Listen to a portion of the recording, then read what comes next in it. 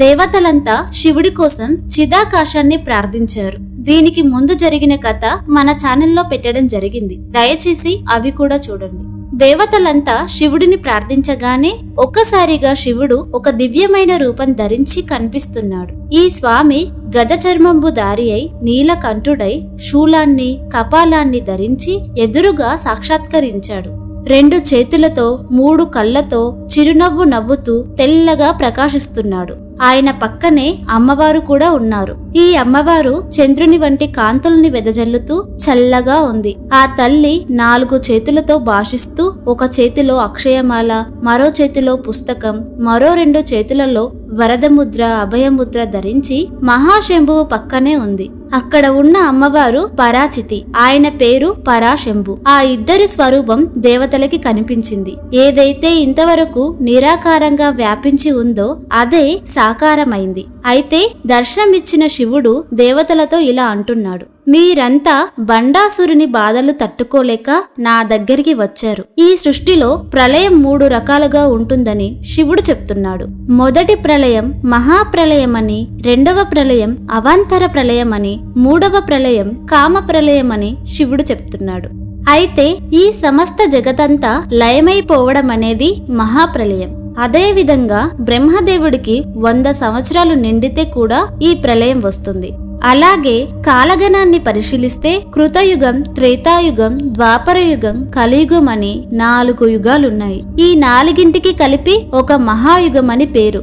ఇలాంటి మహాయుగాలు 71 అయితే ఒక మన్వంతరం, ఇలాంటి మన్వంతరాలు 14 అయితే ఒక కల్పమని అంటారు. అయితే ఈ బ్రహ్మదేవుడికి ఒక కల్పకాలం కేవలం 1 రోజు మాత్రమే. ఇలాంటి రోజులు సంవత్సరానికి 365 ఉంటాయి.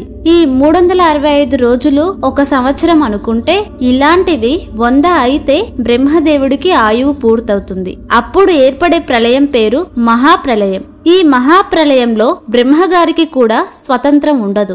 అలాగే ఒక కల్పకాలానికి ఒక్కో ప్రళయం వస్తూ ఉంటుంది. దాన్నే అవాంతర ప్రళయం అంటారు. ఈ కల్పాంతంలో వచ్చే అవాంతర ప్రళయం నుంచి సృష్టిని రక్షించడం బ్రహ్మదేవుడి యొక్క పని. బ్రహ్మ మళ్లీ పొద్దున్నే లేచి సృష్టిని మొదలు పెడతాడు. మనం ఎలాగైతే పగలంతా పనిచేసి రాత్రి విశ్రాంతి తీసుకొని పొద్దున్నే లేచి మళ్లీ పనులు ప్రారంభిస్తామో అలాగే ఆయన కూడా కల్పకాలం పనిచేసి కాస్త విశ్రాంతి తీసుకొని మళ్లీ తరువాత సృష్టి ప్రారంభిస్తాడు. మనం ఎలా అయితే గత రోజు విడిచిపెట్టిన పనిని ఈ రోజు ఎలా ప్రారంభిస్తున్నామో గత కల్పంలో వదిలిన దాన్ని బ్రహ్మ మళ్లీ తీసుకొస్తాడు. దీన్నే వేదం సూర్యచంద్రమాసో దాత యథా పూర్వమ కల్పయాత్ అని చెప్తుంది. నిజంగా ఒక్కసారి ఆలోచిస్తే ఈ అనంత విశ్వం, ఇందులో మనమెంత, ఈ కాలమెంత, ఈ దూరం ఎంత? అనాదిగా మానవుణ్ణి వేధిస్తున్న మహా ప్రశ్న ఇది. కానీ దీని గురించి అంతు తెలుసుకుందామని తపస్సు ద్వారా ప్రయత్నించి సమాధానం రాబట్టిన ఏకైక మహాత్ములు భారతీయ మహర్షులు. వాళ్ళు మాత్రమే ఈ రహస్యాన్ని చెప్పగలరు. మనకి ఈ అనంతకాల గణాన్ని వాళ్లే ఇచ్చారు. అయితే ఆ మహాశివుడు పరాశంభువు చెప్తున్నాడు: మహాప్రళయం నుంచి ఈ జగత్తును ఆదుకునే వాణ్ణి నేనే. ఈ మహాప్రళయంలో బ్రహ్మాదులంతా నాలో లీనమైపోతారు. మళ్ళీ జగత్తు ఆరంభించినప్పుడు నేను వారందరినీ నాలోంచి వ్యక్తం చేస్తూ ఉంటాను. అయితే ఇది కాక మూడవది కామ ప్రళయం. మన్మధుడు ఎప్పుడైతే నశించిపోయాడో దానివల్ల వచ్చే వైపరీత్యమే బండాసుర వృత్తాంతం. ధర్మం క్షీణించిపోయింది, నీరసత్వం వచ్చింది. ఇలాంటివి అప్పుడప్పుడు జగత్తులో దుష్టశక్తుల విజృంభణ వల్ల జరుగుతూ ఉంటాయి. వీటిని కామ ప్రళయమని అంటారు. దీని నుంచి మాత్రం నా యొక్క శక్తి అయిన లలిత మహా త్రిపుర సుందరి మాత్రమే ఉద్ధరిస్తుంది. అయితే ఆయన పక్కనే ఉన్న శక్తి పరాచితి నేరుగా వచ్చేయవచ్చుగా అంటే ఇక్కడే రహస్యాలు గ్రహించాలి. ఏది ఎలా రావాలో అది అలానే రావాలి. ఇక్కడ పరాచితి బ్రహ్మాండాలకి అతీతమైన శక్తిగా ఉంది. కానీ బ్రహ్మాండంలో కామ ప్రళయం పోగొట్టడానికి ఆ పరాచితిని బ్రహ్మాండ వాసులంతా ఆరాధించి సంపాదించుకోవాలి.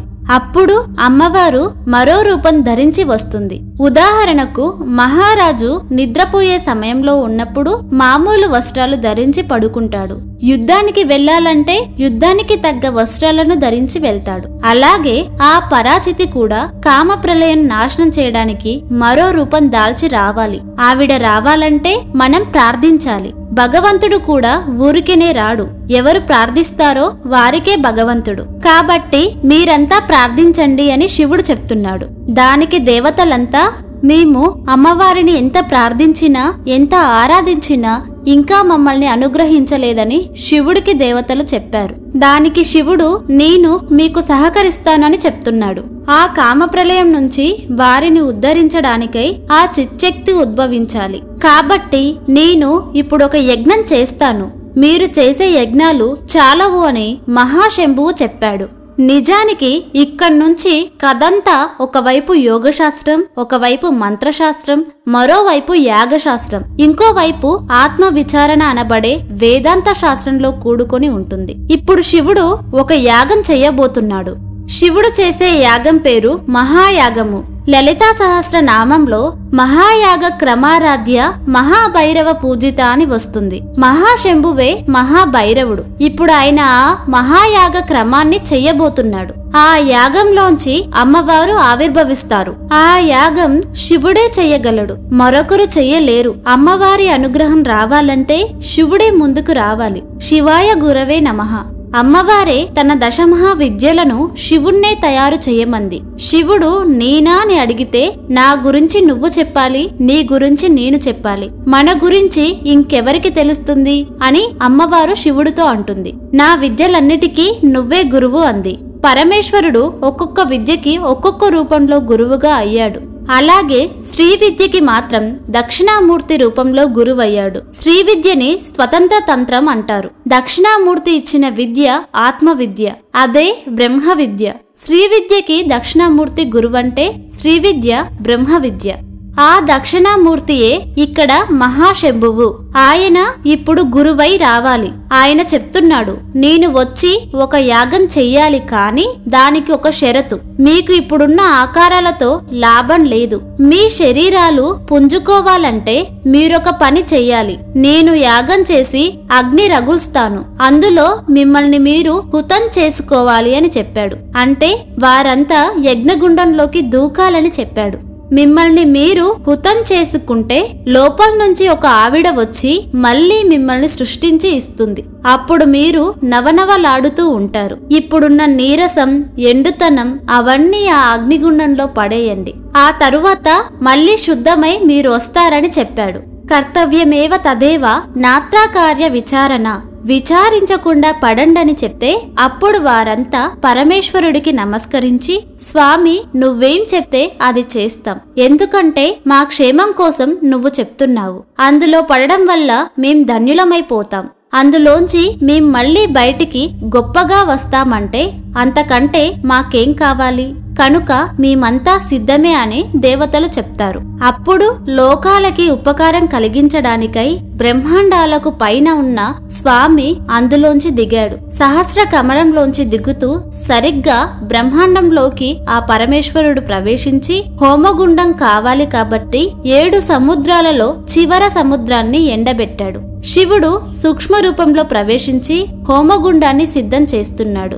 సరిగ్గా ఇక్కడే హయగ్రీవ స్వామి కథ చెప్పడం ఆపాడు. వెంటనే అగస్త్య మహర్షి హయగ్రీవ స్వామితో, నువ్వు చెప్తున్నది చాలా విచిత్రంగా ఉందయ్యా. ఇలాంటి యాగం నేనెక్కడా వినలేదు, ఏ వేదాలలోనూ లేదు. ఆ మహాయాగం ఎలా జరిగింది? దానివల్ల వచ్చిన ఫలితం ఏమిటి? వివరంగా చెప్పండి అని అడిగాడు. అప్పుడు హయగ్రీవ స్వామి, ధన్యుడవు అగస్త్య, విను.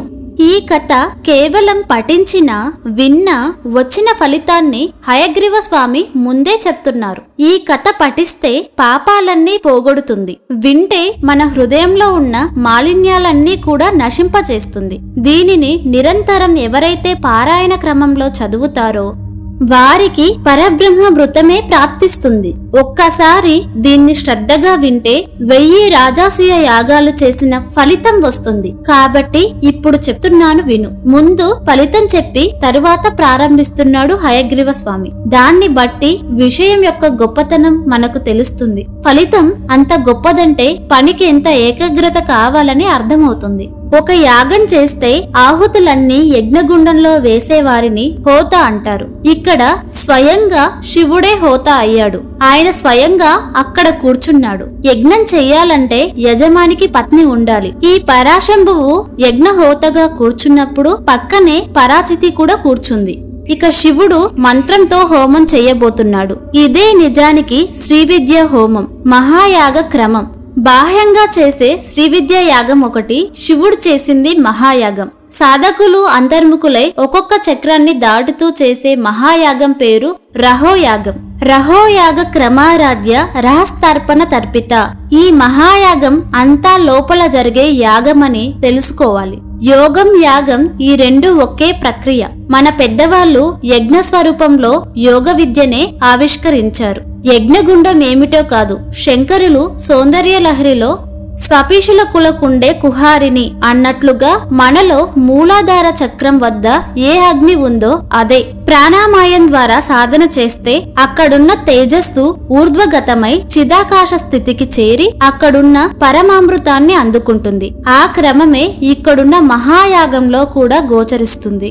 శివుడు లలిత మహావిద్యని ఉచ్చరిస్తూ సప్తస్కంద బంధుర శరీరుడయ్యాడు. అంటే వాయు మండలాలు మొత్తం 7 రకాల భూమికలలో ఉంటాయి. ఈ 7 రకాల భూమికల పేర్లు విష్ణు సహస్రనామంలో రహస్యాలుగా చెప్పబడ్డాయి. ఇవి మొత్తం సూర్యమండలం వరకు ఉన్న వాయుమండలాల వరుసచే చెప్పారు. అదే విధంగా మన శరీరంలో కూడా 7 రకాల వాయుమండలాలు వ్యాపించి ఉన్నాయి. బయట జరిగేవి బ్రహ్మాండం గురించి అయితే మనలో జరిగేది పిండాండం గురించి. ఈ రెండు ఒకే లక్షణాలు. ఈ పిండాండంలో ఏముందో ఆ బ్రహ్మాండంలోనూ అదే ఉంది. ఈ పిండాండాన్ని సముద్రంలో ఉండే అల అనుకుంటే ఆ బ్రహ్మాండాన్ని సముద్రం అనుకోవచ్చు. సముద్రపు అలలో కూడా సముద్రం యొక్క నీరే ఉంటుంది. అలాగే ప్రతి అణువులోనూ బ్రహ్మాండం యొక్క శక్తి ఉంటుంది. దాన్ని మనలో ఆవిష్కరించుకుంటే అంతటా చూడగలం. అది ఇక్కడ తెలుసుకోవాల్సిన ఒక గొప్ప ప్రక్రియ. ఈ కారణం చేతనే ఆ మహాదేవుడు సప్తస్కంద మహావాయువుగా మారాడు. ప్రాణశక్తి చేతనే మూలాధారం దగ్గర నిద్రించిన కుండలిని జాగృతం చేసేది. ఆ ప్రాణశక్తి పరమశివ స్వరూపమే. ఈ కథలో శివుడు సప్తస్కంద బంధురమైన రూపంలో ప్రవేశించి మొట్టమొదట గాలిలో ప్రవేశించాడు. ఆ గాలిలో తేజస్సు ఉంది. ముందుగా 7వ సముద్రమైన శుద్ధ జల సముద్రాన్ని ఎండగట్టాడు. సముద్రం ఎండిపోవడం వల్ల అదొక గొయ్యిలా మారింది. అంటే అది ఒక పెద్ద హోమగుండంలా మారింది. దానిలోకి ఇప్పుడు అగ్నిని రగల్చాలి. దానికంటే ముందు అగ్నిలో వేయాల్సిన పదార్థాలు సిద్ధం చేసుకోవాలి. యజ్ఞం చేసేటప్పుడు అందులో వేయాల్సిన హోమ ద్రవ్యాల్ని తీసుకుని 4 భాగాలు చేస్తారు. 4వ భాగాన్ని తీసి అగ్నిలో వేస్తారు. అదే విధంగా ఈ జగత్తులో 5 రకాల సృష్టిలున్నాయి. ముందు ఉన్నది మానసీ సృష్టి. అంటే బ్రహ్మగారి మనసు నుంచి సృష్టించబడ్డ దక్షాది ప్రజాపతులు, వశిష్ఠాదులు వీరంతా మానసీ సృష్టి. అలాగే జరాయువులు అంటే కడుపులో కొన్నాళ్ళు ఉండి కడుపును చీల్చుకొని బయటకొచ్చే సృష్టి. ఇంకా కొన్ని గుడ్డు పెట్టి గుడ్డు నుంచి వచ్చే సృష్టి. మరొకటి స్వేదజ అంటే వాతావరణంలోని తేమ వల్ల పుట్టినవి. ఇవన్నీ క్రిమి కీటకాలు. ఇవి కాక ఉద్బీజము అంటే భూమిని ఛేదించుకొని వచ్చేవి. వృక్షాలు, గుల్మాలు, లతలు ఇత్యాదులన్నీ ఉద్భవించిన సృష్టి. మన భాషలో చెప్పాలంటే బ్రహ్మ మనసు నుంచి వచ్చిన వశిష్ఠ మహర్షులు, దక్ష ప్రజాపతులు ఒక సృష్టి. ఇది కాక తల్లి గర్భం నుంచి పుట్టిన మానవులు, తల్లి గర్భంలో పుట్టిన ప్రతి జీవి ఒక సృష్టి. అలాగే కోడి గుడ్డు నుండి లేదా పాము గుడ్డు నుండి, పక్షుల గుడ్డు నుండి వచ్చిన గుడ్డు రూపంలో వచ్చిన జీవులన్నీ ఇంకొక సృష్టి. ఇవి కాక భూమిని చీల్చుకుంటూ వచ్చిన మొక్కలు, పండ్లు, ఫలాలు, దుంపలు ఇవొక సృష్టి. అలాగే వాతావరణ తేమ నుండి పుట్టుకొచ్చిన జీవులు, క్రిమి కీటకాలు గాని, బ్యాక్టీరియాలు గాని, మంచివి గాని, చెడువు గాని, తేమ నుండి పుట్టిన జీవులది ఒక సృష్టి. ఇక ఇంతకు మించిన సృష్టి ఈ ప్రపంచంలో లేదు. అయితే ఆ మహాదేవుడు ఆ యజ్ఞాగ్నిలో వేయడానికి ఈ ఉద్బీజములన్నీ తీసుకున్నాడు. ఇప్పుడు అగ్ని కావాలి. ఇందు అగ్ని రగిల్చే అగ్ని మామూలు అగ్ని కాదు. ఎలాంటి అగ్ని కావాలంటే ఇంధనాలు అవసరం లేకుండా మండాలి. అది మనం నిరంతర సాధన వల్ల రగుల్చుకోవాలి. ఇక్కడ శివుడు ఎలా అగ్నిని పుట్టిస్తున్నాడంటే ఒక్కసారిగా ఆయన అమ్మవారి మంత్రాన్ని జపం చేసి హూం అన్నాడు. ఇదొక పెద్ద బీజాక్షరం. హూం అన్నప్పుడు హా అనేది ఆకాశ మండలంలో కూడా కదలిక తెస్తుందట. హా ఆకాశ బీజం. ఈ హూంకారానికి అంత శక్తి దాగి ఉంది. పరమేశ్వరుడు హూంకారం చెయ్యగానే శివుని శరీరం ఒక్కసారిగా కదిలిందంట. దానితో ఆయన శరీరంలో మూలాధారం నుంచి కదలిక రగిలి అక్కడ్నుంచి అగ్ని బయలుదేరింది. అయితే మనకు తెలిసిన శ్రీచక్రంలో ఉన్న అమ్మవారు ఎక్కడి నుంచో దిగి రాదు. మన లోపల ఉన్న ఆ ఆత్మశక్తిని అక్కడికి తేవడం వల్ల అమ్మవారు దిగి వస్తుంది. అదే ఇక్కడ జరుగుతుంది. ఇది పూర్తిగా శ్రీచక్ర ఆరాధన. అయితే ఆ అగ్ని పేరు చిచ్చకి అన్నాడు. చిత్ షికి అంటే అది మామూలు మంట కాదు, చిదగ్ని అని అర్థం. చిదగ్ని అంటే చైతన్యానికి చైతన్య ప్రకాశం అని. దీనికే చిదగ్ని లేదా సంవిత్ అని పేరు. సంవిత్ అన్న చిత్ అన్న ఒకటే అర్థం వస్తుంది. అలాగే శివుడి పేర్లలో ఒక పేరు వామదేవుడు. వామనం చేసిన వాడు వామదేవుడు. వామనం అంటే బయటికి తీయుట అని అర్థం. ఒకసారి జగతంతా లోపలికి తీసుకొని మళ్ళీ ఆ జగత్తును బయటికి పెడతాడట. అలా బయట పెట్టేవాడే వామదేవుడు. ఆ వామదేవుడు ఇప్పుడు ఇక్కడ అగ్నిని బయట పెట్టాడు. ఈ కథలో ఎక్కడ ఏ శబ్దం వాడాలో అక్కడ ఆ శబ్దం ఎంత అందంగా వాడి మనకు చెప్తున్నాడో ఈ గ్రంథ రచయిత వ్యాసదేవుడు. అయితే ఇంతకు ముందు శివుడు హోమగుండంలో ఉద్బీజములలో వేసిన కొంత భాగం ఇప్పుడు ఈ అగ్ని ద్వారా అంటుకుంటుంది. అగ్ని రగిలింది. అందులో పరమేశ్వరుడు హోమం చెయ్యబోతున్నాడు. హోమం చేయడానికి ముందుగా అగ్నిదేవుణ్ణి ఆరాధించాలి. ఇక్కడ సాక్షాత్తు శివుడే తాను పెట్టిన సాంప్రదాయాన్ని తానే పాటిస్తున్నాడు. 8 మూర్తుల అగ్నిని, 6 మూర్తుల అగ్నిని, 3 మూర్తుల అగ్నిని పరమేశ్వరుడు పూజించారట. అందరికీ వచ్చే అనుమానం ఉన్నది ఒకే అగ్ని కదా అని. కానీ మామూలుగా ఉన్న అగ్నికి అగ్నిహోత్రం చేసే అవకాశం అవ్వదు. ఆరాధించబడే అగ్నికి అగ్నిహోత్రం అని పేరు. ఉత్తిగానే మండిస్తే మంట అవుతుంది. అది అగ్నిహోత్రం కావాలంటే దాని యందు దేవతా శక్తులు ఆవహింపజెయ్యాలి. పేర్లు పెట్టి అగ్నిని పిలిచినప్పుడు ఒక్కొక్క పేరులో ఒక్కొక్క వ్యవహారం ఉంటుంది. ఆ పేరుతో చెప్పబడ్డ అగ్ని ఆ పనే చేస్తాడు, మరొక పని చెయ్యడు. కనుక ఇప్పుడు యజ్ఞానికి ఎన్ని రకాల అగ్నులు కావాలో అన్ని అగ్నులని ఆ యజ్ఞగుండం యందు శివుడు ఆవహింపజేస్తున్నాడు. పిలిచి ఆవాహన చేస్తున్నాడు. ఆవాహన చేస్తున్నప్పుడు కొన్ని పువ్వులు, అక్షతలు తీసుకొని ఆ అగ్నికి 4 వైపులా వేస్తారు. అయితే మహాశంభువు పువ్వులు తీసుకోవడానికి ఒకసారి ఆకాశంలోకి చెయ్యి చాచగానే అక్కడ నక్షత్రాలు కనపడ్డాయి. వాటిని చేత్తో పట్టుకున్నాడట.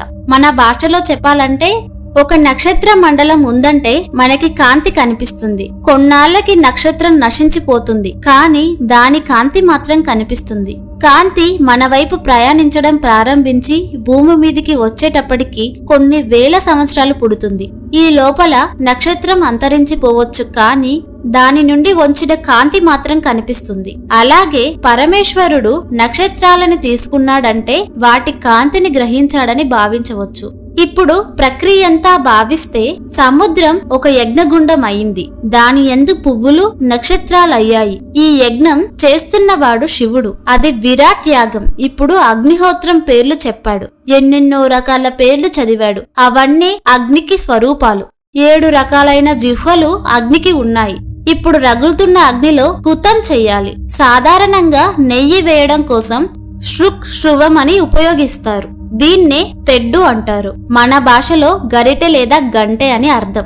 ఈ గరిటె తీసుకున్నప్పుడు అందులో ఆజ్యం కావాలి. ఆ ఆజ్యం కోసం పైన చెయ్యి ఎత్తి పట్టగానే ఆ పైన ఉన్న సముద్రమంతా వచ్చి ఆ గరిటెలో పడింది. అయితే ఈ 7 సముద్రాలలో ఒక సముద్రం హోమగుండం అయింది. ఇంకా 6 సముద్రాలున్నాయి. వాటిని ఒక్కొక్క దాన్ని శివుడు లాగుతున్నాడు. శివుడు వాడే ఆ గరిట యజ్ఞంలో వాడబడే శృక్కు, శృవము అనబడే 2 మేఘాలు. ఎక్కడైనా రసాన్ని లాగే శక్తి మేఘానిదే. రసం మేఘమునందు ఆవిష్కరించబడుతుంది. అంటే భూమి నుండి ఆవిరి రూపంలోకి ఎలా మార్చి వర్షిస్తుందో దానినే మహర్షి ఇక్కడ రసం అని చెప్పాడు. ఇప్పుడది హోమగుండంలో వర్షించాలి. వర్షించాలంటే ఇంకో దాన్ని ఆకర్షించాలి. అవే సముద్ర జలాల్ని ఆకర్షిస్తున్నాయి. మేఘశక్తి ఇక్కడ దర్విలుగా మారిపోయాయి. ఆ దర్విల పేర్లు ఒకటి పుష్కలం, మరొకటి ఆవర్తకము.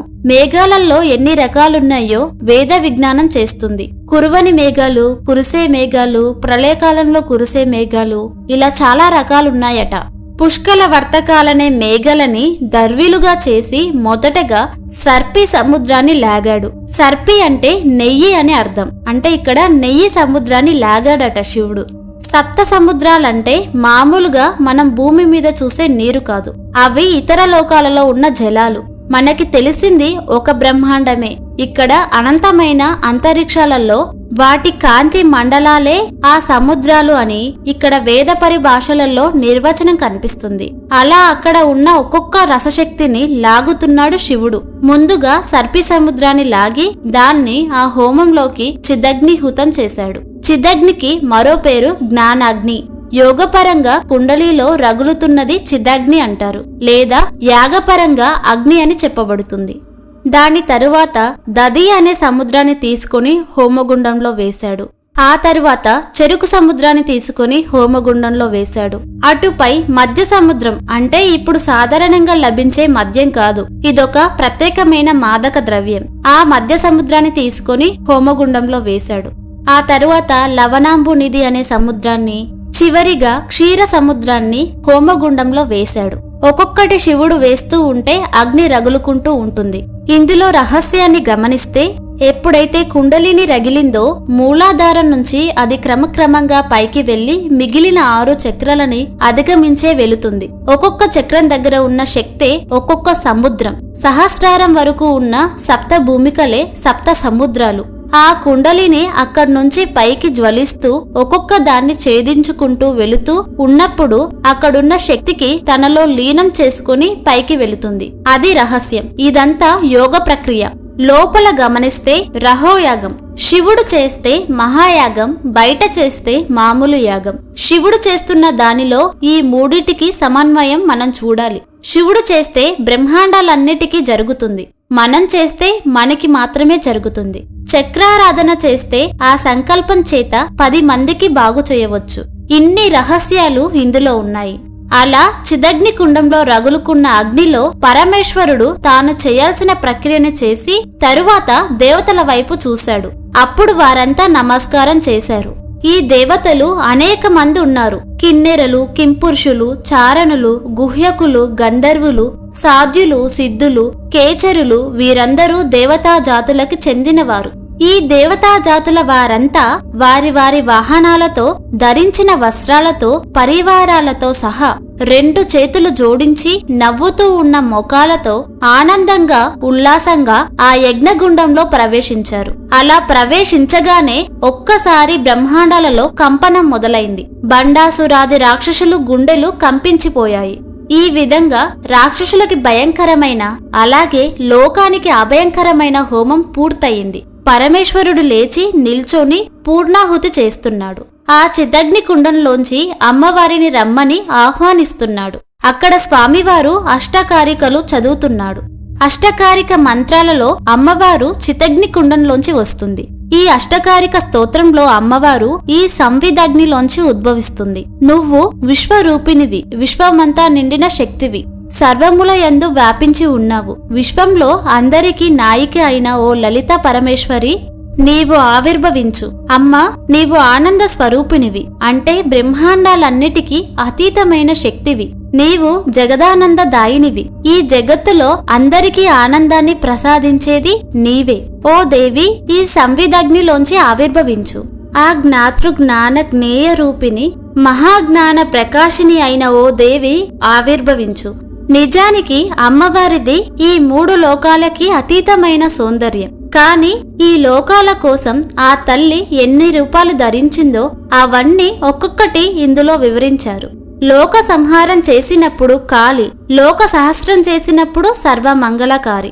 ఇప్పటి వరకు సంవిదగ్నిలో పడిపోయిన వీళ్ళందర్నీ తిరిగి సృష్టించే శక్తి కలిగిన ఓ దేవి, సంవిదగ్ని నుంచి ఉద్భవించు. బండాసురుడు మొదలైన రాక్షసుల చేత బాధింపబడుతున్న ఈ ప్రపంచానికి శాంతి కలిగించడానికై దేవతా కార్యమునకై సంవిదగ్ని నుంచి ఉద్భవించు అని ఈ స్తోత్రాన్ని శివుడు చేస్తున్నాడు. ఈ స్తోత్రంలో అమ్మవారి గురించి చెప్తూ లోక రక్షకురాలు, లోకాన్నంతటిని లయింపజేసే తల్లి, లోకాన్ని సృష్టించిన తల్లి కనుక మాత అన్నారు. పాలించే తల్లి కనుక మహారాణి అన్నారు. ఈ పాలనలో సమయం చూసి నిగ్రహించే శక్తి ఆ అధిష్ఠించిన ఈశ్వర శక్తికే ఉంటుంది కనుక సింహాసనేశ్వరి అన్నారు. మాత, మహారాణి, సింహాసనేశ్వరి ఈ 3 పనులు చేస్తుంది కనుక 3 పనులు చేస్తున్న అమ్మవారు మాత్రం ఒక్కరే. ఆవిడే శ్రీ కనుకనే 3 శ్రీ అని చెప్పారు. అందుకే శ్రీ మాత, శ్రీ మహారాజ్ఞి, శ్రీమత్ సింహాసనేశ్వరి అనే పేరు అమ్మవారికి వచ్చింది. ఇక్కడ శ్రీ అంటే చైతన్యం, శోభ, కళ, కాంతి ఇత్యాదులు. ఈ జగతంతటికి కళ, శోభ, చైతన్యం ఆవిడే. ఇది శ్రీ శబ్దానికి ప్రధాన అర్థం. ఎవరి నుంచి ఈ సృష్టి అంతా వచ్చిందో, ఎవరు యందు ఈ సృష్టి అంతా నడుస్తూ ఉందో, తిరిగి ఎవరిలో లీనమవుతుందో అతడే పరమాత్మ. దీన్నే భాగవతంలో పోతన గారు ఎవనిచే జనించు జగము ఎవని లోపల ఉండు లీనమై ఎవని యందుడిందు అన్నాడు. ఇక అమ్మవారు ఆ యజ్ఞగుండం నుంచి పైకి వస్తుంది. అమ్మవారు వచ్చాక ఏం జరిగిందో మరొక వీడియోలో తెలుసుకుందాం. లలితాదేవి కథ భాగాల మాదిరిగా చెప్తున్నాం. దయచేసి ఈ వీడియోకి సపోర్ట్ చేయండి. అలాగే ఈ వీడియో నచ్చితే వీడియోని లైక్ చేసి షేర్ చేయండి. ఇలాంటి మరిన్ని వీడియోస్ కోసం ఈ ఛానల్ ని సబ్స్క్రైబ్ చేసుకొని పక్కనే ఉన్న బెల్ ఐకాన్ ని క్లిక్ చేయండి. చివరి వరకు ఈ వీడియో చూసినందుకు ధన్యవాదాలు.